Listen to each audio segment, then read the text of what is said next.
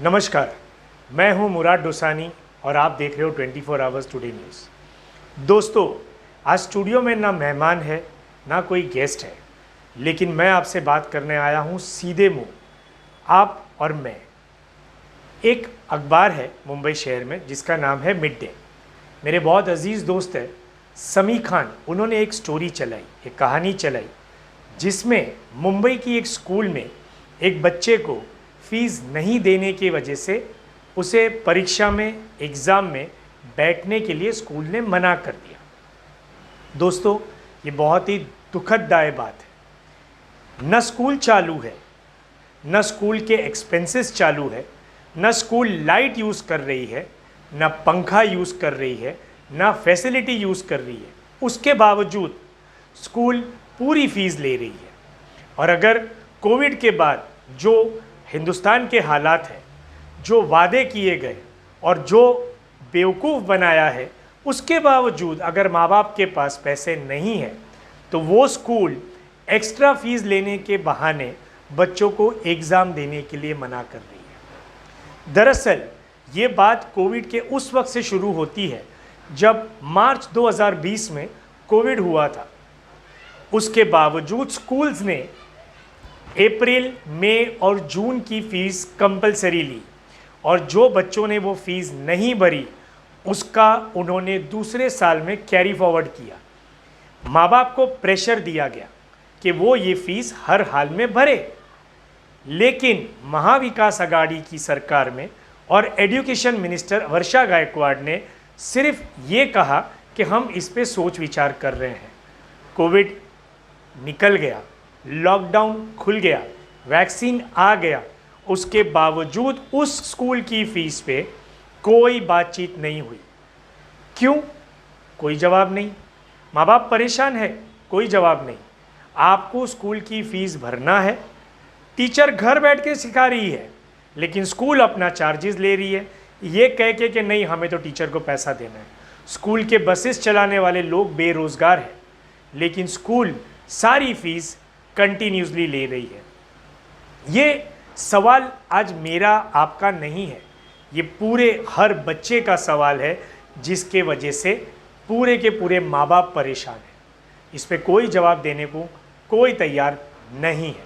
इसलिए ये सवाल मैं आपसे पूछता हूँ, कब तक हम खामोश रहेंगे? क्या हमारे प्रधानमंत्री जी ने कोविड के बाद जो पैकेज अनाउंस किया था 20 लाख करोड़ रुपए का, क्या आपको यानी कि प्रेक्षक, दर्शक, हिंदुस्तान के रहीवासी को क्या उसका 1 रुपया भी फ़ायदा हुआ?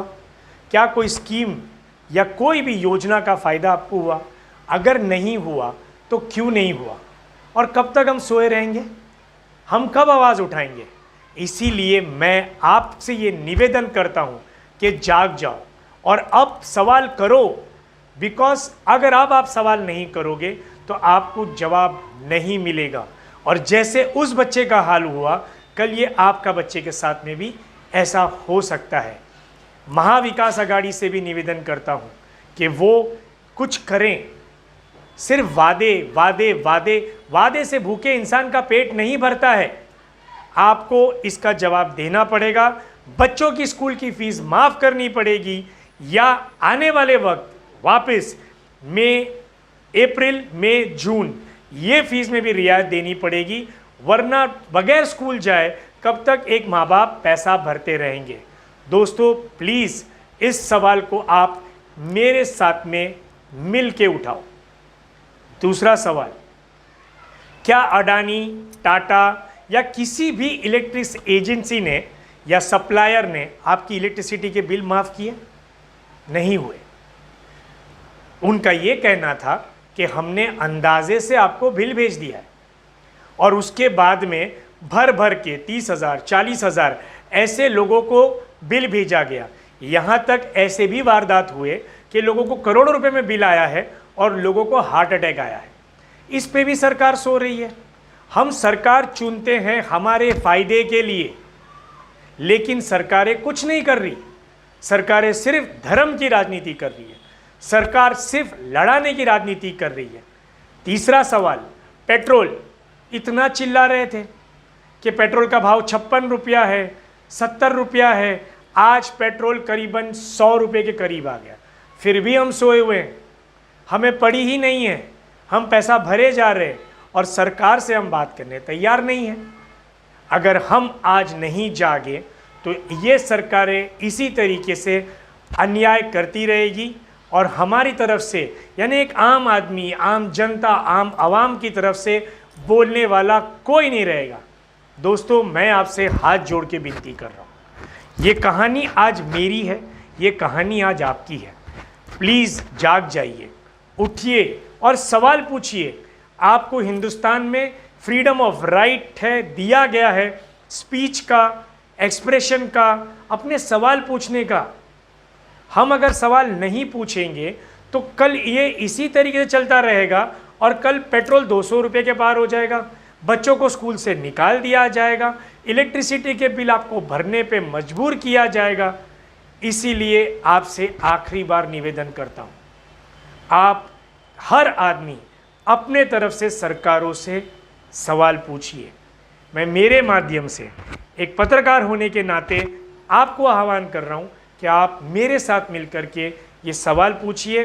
24 आवर्स टुडे न्यूज़ के पर आपके मेल भेजिए, आप अपनी सिग्नेचर कैंपेन चलाइए, हम आपकी आवाज़ सरकार तक पहुंचाएंगे। हम निवेदन करेंगे सरकारों से कि स्कूल के बच्चों को रियायत दी जाए, इलेक्ट्रिसिटी बिल्स में रियायत दी जाए, पेट्रोल के दाम बीजेपी से रिक्वेस्ट करेंगे कम किया जाए। इसी तरीके से आपका साथ सहकार देते रहिए और अगर आपको मेरा वीडियो अच्छा लगा हो तो प्लीज़ नीचे लाइक का बटन दबाइए, सब्सक्राइब कीजिए। देखते रहिए मुराद डोसानी के साथ 24 आवर्स टुडे न्यूज़। नमस्कार, जय हिंद, शुभ रात्रि।